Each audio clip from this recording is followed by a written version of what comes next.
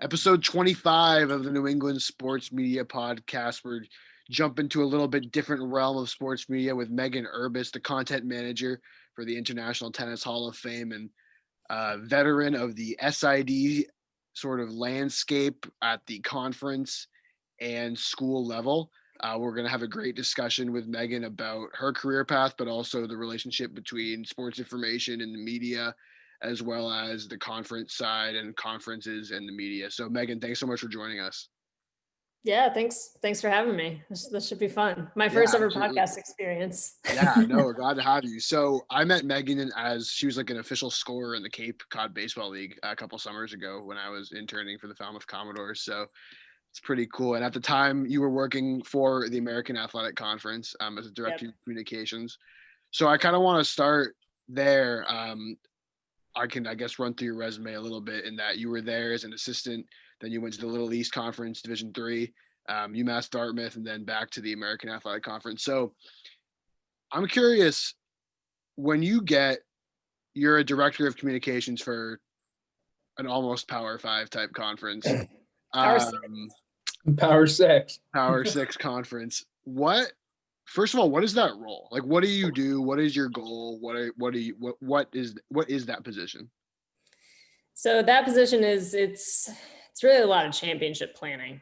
The conference office at D1 is a big part of what we do is the planning, the execution of the actual championship events. We move in-house to wherever we're going for whatever sport it may be. That's the host site, and then we're the ones that are actually running the show. So aside from your day-to-day, we do game notes, and I was doing women's basketball when I was there. That was the crux of what I was doing. And we do game notes just like the school SIDs do. We produce our own packet there weekly. We're handling the statistics, we're kind of the statistics managers and making sure everything lines up for the entirety of the conference. And then the rest of essentially what we're doing on a day-to-day basis is just the planning ahead. It's the meetings, it's the conference calls, it's Mm-hmm. doing site visits to make sure everything is going to be where it needs to be when. So it's a little bit of the day-to-day, but it is a much more long-term overarching planning position at the conference office. So when you're doing those site visits, stuff like that, like what types of people are you meeting with? Like what do you have meetings like planned out throughout that? What is that kind of like? Yeah, it's interesting because it depends on where we're going. So, there are some for basketball, we were operating, the American has operated on a neutral site basis, but for everything else, you're dealing with one of the actual schools. And you might not necessarily know, depending on the sport, who's going to host that. Football, it's up in the air, and you could have 3 or 4 sites in the running up until the last minute. And our football staff, I wasn't on the day-to-day for football, but our football staff would have to do 3 or 4 site visits and during the season to go to every stadium that's in the running and say, we could end up here, we could end up here. This is what we need to be aware of here. From my end, it was nice because we were at Mohegan Sun every year for women's basketball. And so by year 2, you kind of know what to expect. By year 3, you're on a first name basis with the entire arena staff. And so I was lucky in that regard. But the first go around with that, which I was actually there, the first go around at Mohegan, I was an intern. And so that is a huge, huge learning experience. Just because you don't know, you're not going to always, you can plan as much as you can, but you're going to come up to a lot of fires, and especially in your first go around anywhere. So yeah, the meetings are they're very, very much, security focused. They're very location focused. They're very where the team is going to go when. Are we going to get them in and out of the building? So there's some of that. And there's also the media coordination side of it of where are we going to put this whole host media, where are we going to do the press conferences? So it's a wide array of stuff.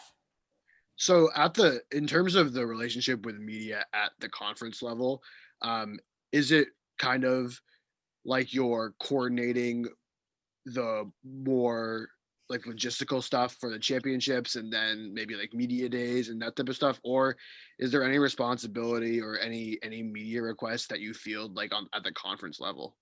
Yeah, it's a lot of plan up to media day, and then once media day is done, your season starts and you're planning up to the championship. But there are instances where and most often these instances, it's sad to say, it comes when there are blown officiating calls where you're the one having to come to the rescue essentially. And rescue is not really the right word, but if there's a blown call in a game situation in a conference game, all your SIDs, the institutional SIDs of the sport you're working with the first thing they're gonna do is they're gonna call you and they're gonna call you whatever time of night it may be.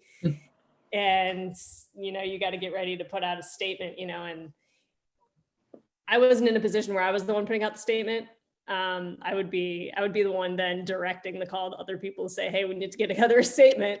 So that's instance A. Instance B is, there will be statistical issues that come up, especially now with the NCAA, and they've rolled out a new scoring platforms in the past couple of years. And so there were quite a few hiccups there to begin with. It's kind of ironed out now, but yeah, there is some, immediate, you'll get a phone call at 11 o'clock at night, you got to be ready for it. But for the most part, it's a little more of a 9 to 5 job in that sense. Mm-hmm. So those like officiating statements, is that kind of like the NBA putting out like a last 5-minute report or something like that? Yeah, it's very similar. And again, I was blessed to not really have to deal with a whole lot of that. That's mainly a football thing.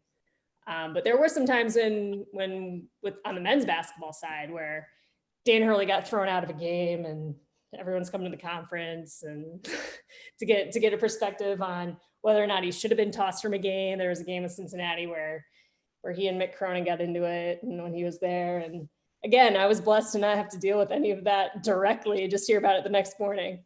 But it's from that sense, it's never boring once you get into conference play.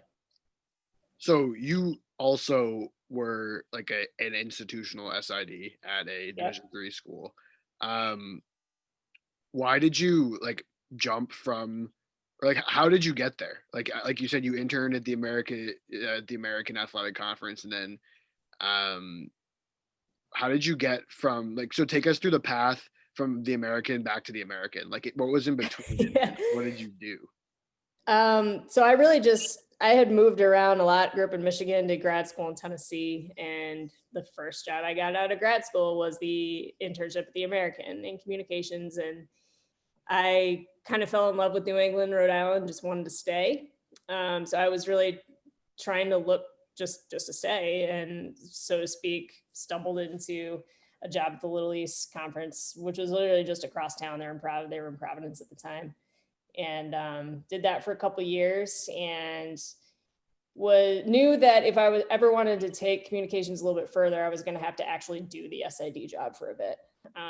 There's an experience aspect there where you actually just kind of have to be in the trenches to know what they're going through to effectively do your job at a conference office. And so when the job opened up at UMass Dartmouth, who was a member of the Little East Conference, so I had plenty of connections there, that job opened up and threw my hat in the ring. I was like, all right, let's do this. Let's do a few years of D3 SID life. And I really enjoyed it, but it nearly killed me, definitely. Being a D3 SID is probably one of the hardest jobs in sports out there. And I did that for a few years, and then my boss at the American Athletic Conference left. She got another job, the woman who had been my boss there. And I was their first phone call. So got a call sitting at my desk at UMass Dartmouth, said, hey, do you want to come back? Can you start in 2 weeks? And again, it was close. I mean, I haven't really lived outside of a 45-minute radius in 7 years now. So yeah, it was an easy transition because a lot of the same people were still there that had been there before. So the UMass Dartmouth, obviously, I'm sure, were you the only SID there? And what was your day? How many sports were you covering? How does the game notes work? And I mean, to be frank, there's probably no media attention, so what are you doing? And are you pitching stories to people? Do you give up? What do you do in that position? There's definitely an aspect of giving up. I won't deny that. But the Dartmouth's right in between Fall River and New Bedford. So there were some papers there that had interest. A lot of our student athletes were local. Right. So from that perspective, they were always interested in what was happening. You just kind of got to be ready when they come to you. And there are times where you definitely want to pitch this out and send just an awareness email. But Yeah, at a situation like UMass Dartmouth, my job was just to keep my head above water in a lot of respects. I had 23 sports. I was the only SID. I had one GA, and that GA was working, I worked my GAs to the bone. They were working 50 hours a week probably, and I was working probably close to 70. So yeah, but you just got to be ready at D3. I would say from a pitching perspective, you just got to be ready to strike when the iron's hot. Yeah. When something falls into your lap, get ready to roll with it. I was lucky enough when I was there to have my women's basketball team make an Elite Eight run out of the blue. They were very good. They got an at-large bid and they just kept winning. And then the entire state of Massachusetts was paying attention. Right. So I think in that respect, my D1 experience leading up to that had really helped. I knew exactly what to do and how to get the word out there. And the girls loved every second of it. Had to do some media training with them as well because they weren't prepared for it at all. But yeah, that's probably a career highlight right there. So when you're over there, right, like what's the day-to-day like? Are you just grinding out game notes, like graphics? What's the 9 to 5 portion of the day like? Well, depending on how late I had been there the night before, it's probably like a noon to 10, depending on if you have a game. But at that level of D3, when you have that many sports, it's impossible to do game notes. There really are no game notes at D3. We were lucky enough to have a lot of guys and students that were ready to step in and do play-by-play. And really the only thing I was ever providing them with was as the updated stats.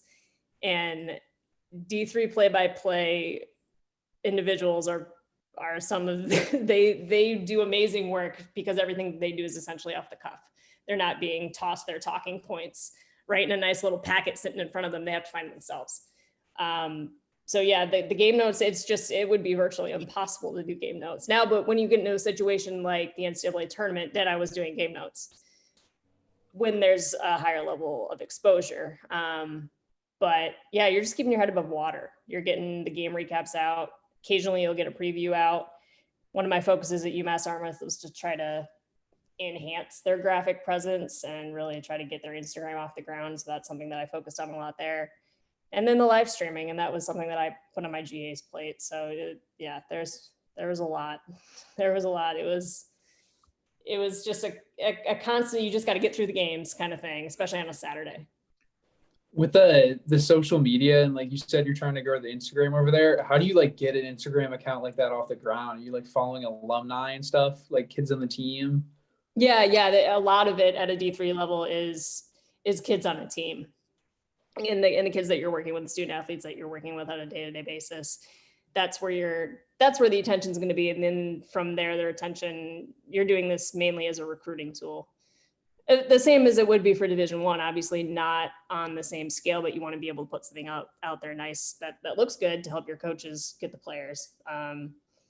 So when I started there was an Instagram account, but it needed to be taken to the next level. And the way you do that is just by posting consistently and then tagging your student athletes in the content, and right then and there, they'll be thrilled and they'll follow you. And then it just keeps tumbling through. So yeah, it's the graphic side of things was something that, that was what it was just kind of starting to, now you see graphics every 5 seconds and you have Division I staffs of 5 graphic designers, depending on the school. But at that point in time, it was just the door was just kind of opening there. So I'm curious, you mentioned like you had to do media training with some of the UMass Dartmouth women's basketball players. Like for people in the media who probably don't know we all know what media training is, but like we don't know what it actually is. Like what do you say to them? Like is it just like a one-time like presentation? Is it like a worksheet? Like what is media training? It was literally sitting them down as a team and being like, okay guys, everything you've seen on ESPN, that's what you're going to talk about. It's basically, okay, don't focus on you, focus on the team. Say all the good things that you guys are doing as a team. And yeah, it's hit or miss, because some of them were deer in the headlights and some of them were just ready. So you throw a mic in their face and they're like, this is my time to shine. But they know what to say. So when you have college student athletes, for the most part, they've watched enough sports. They've watched enough ESPN. They've watched enough to know know what to say. It's just basically shaking off the nerves and getting them to make sure what they're saying is coming out eloquently enough.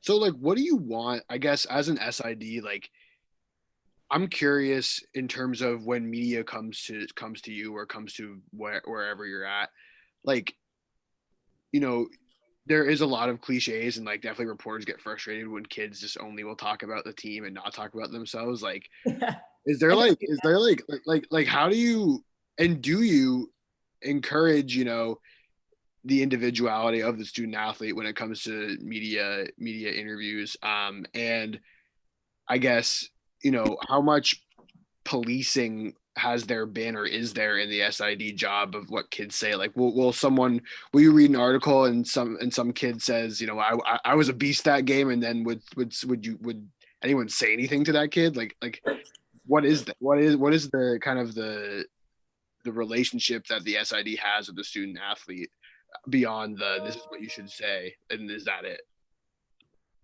I think it's way easier at a Division I level to develop a productive relationship with your student athletes because you don't have as many sports on your plate. So my SIDs at the Division I level, the women's basketball SIDs, I mean, they were spending time on the road all the time in the world with their students, and they knew who the best person for whatever given interview subject would be.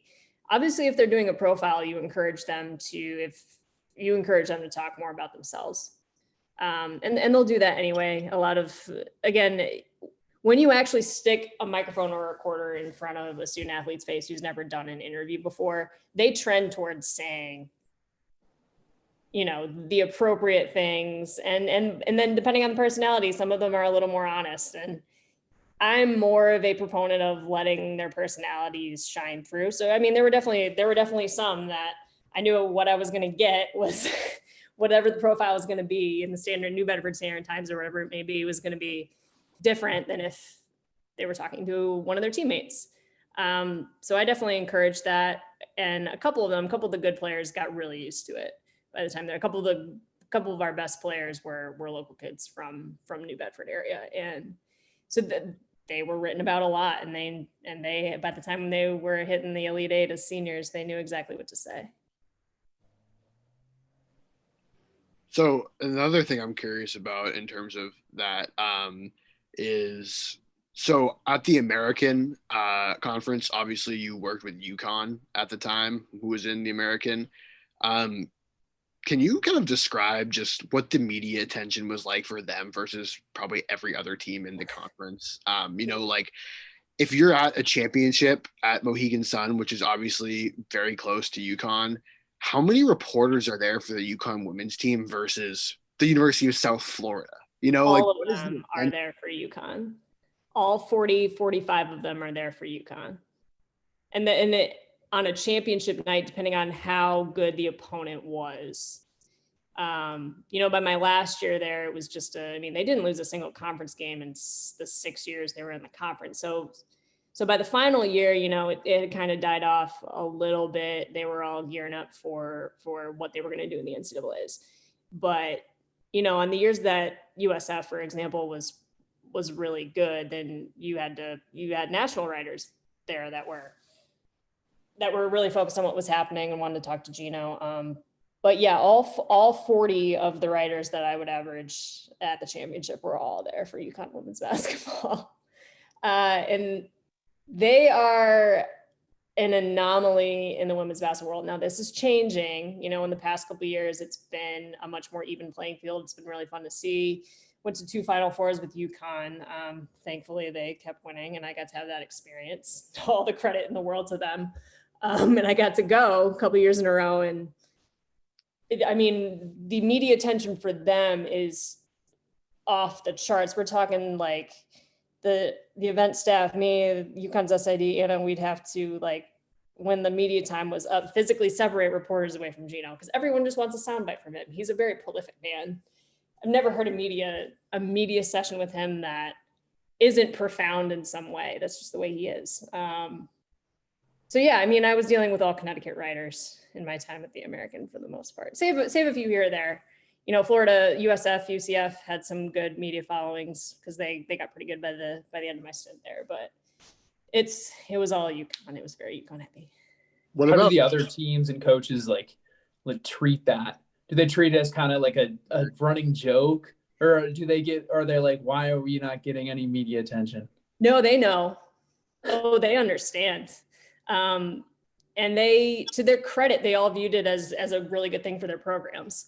And it was. If you're looking at the programs now, if you're looking at USF, who just beat Mississippi State the other night, if you're looking at UCF, they're very good. They should probably be nationally ranked this year. Cincinnati's really gotten really good. All of their programs have benefited tremendously from the amount of, for just being in the same conference. We're just being in the same sentence as UConn.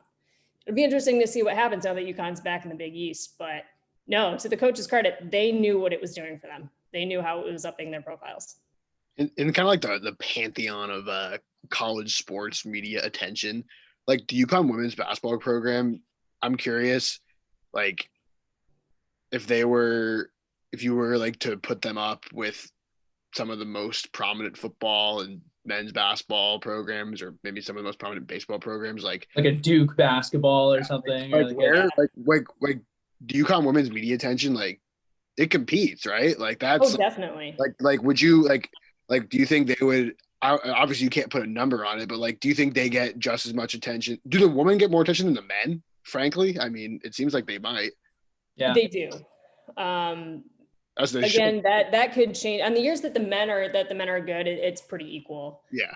But I mean, there were a couple of years there that the men were, falling off a little bit, and in the state of Connecticut, UConn is what's going on. Right. UConn is the focus for a lot of people there, and also something with the UConn women's basketball team and the men's team is their proximity in New York City.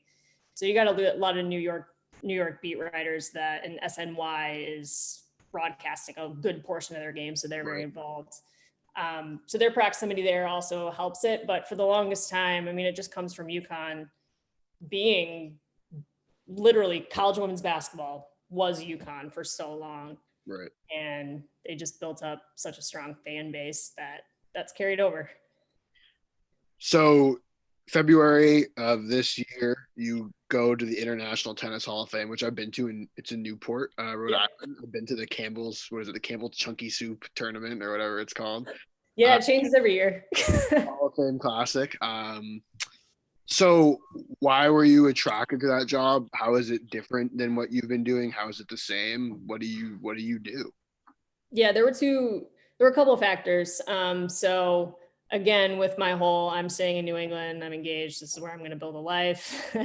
The American actually relocated to Texas this past summer. It had been in the works for a while, and it just makes more sense for them, cost effectively, location, proximity to their schools. It makes more sense for them to be there. So they relocated, and I mean, they knew when they brought me back that I wasn't going to be relocating with them, but doesn't mean you don't take the opportunity when you have it. So I was lucky enough, blessed beyond belief, to fall into this job at the Tennis Hall of Fame literally 2 weeks before the pandemic hit.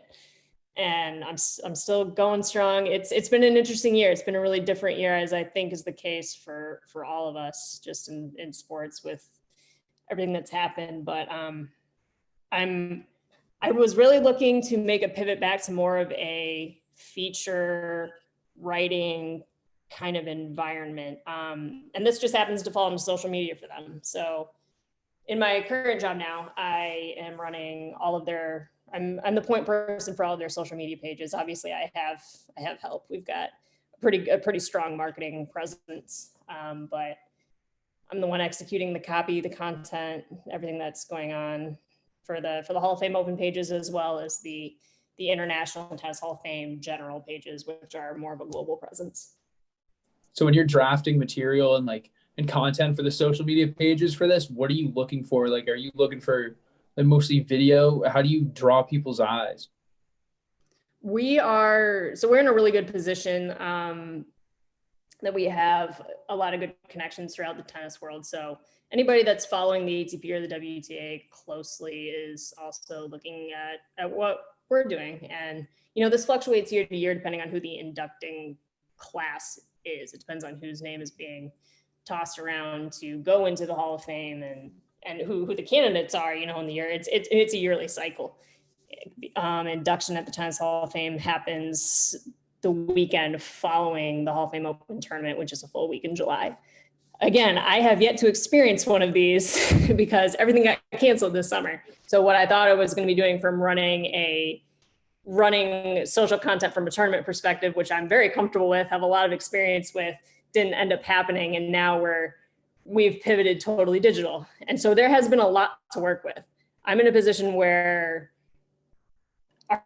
from our museum, we've got an entire collection of items. We've got digital exhibits that we're enhancing all the time with everything that's happening with the pandemic. We've got actual tennis happening, which in and of itself is always a good thing.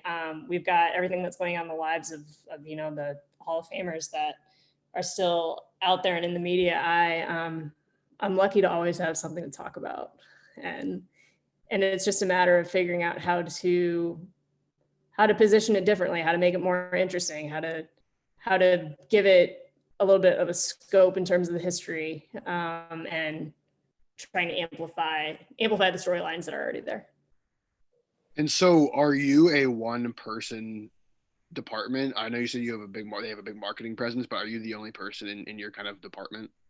No, there are 5 of us in marketing, which is nice. So I report to Anne Marie McLaughlin's my boss. She's the VP of communications. So she's media relations, and we help each other with that kind of thing, depending on what the situation is. But yeah, I am the one. Anything you see on Twitter, Facebook, Instagram, that's my copy. That's you know, usually my brainchild, so to speak. I mean, obviously we have the larger overarching things that we want to focus on in a given month, or whatever's happening in the tennis world. That's something we want to focus on. How can we put our own twist on it? But I have Andrew, who's my coworker, digital marketing guy. He's great. He and I work together a lot on the development of graphics. We work with a lot of outside contractors too, from a video perspective. So I'm by no means a video expert. I don't pretend to be. I can do the little things, but again, I'm lucky enough to have great people in the tennis world that work for us and help us out with that. Well, Megan, we appreciate your time. A great conversation, different sort of foray for us into the other side of it's kind of the media world. So thanks so much for joining us, and we really appreciate your time. Yeah, thank you very much. This was fun.